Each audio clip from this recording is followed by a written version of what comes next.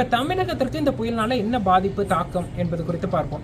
தமிழகத்தை பொறுத்தளவிற்கு நேரடியான தாக்கம் என்பது இல்லை. ஏன்னா நமக்கு சென்னை கிட்டையோ அல்லது வடகடலோரத்திலேயோ கரையை கடக்கல. அதே சமயத்தில் புயல் காக்கிநாடாவை நோக்கி திசை மாறி நகர தொடங்கும் போது இந்த மேற்கத்திய இடையூறின் காரணமா வளிமண்டலத்துல காற்று முறிவு ஏற்பட்டு மேக கூட்டங்கள் சிதறி வேறு இடங்கள்ல உருவாகும். அப்படி பார்த்தால் புயலின் தெற்கு பகுதியிலும் தென்மேற்கு பகுதியிலும் மேகங்கள் உருவாகி மழைப்பொழிவை கொடுக்கும் அப்படின்னு எதிர்பார்க்கப்படுது.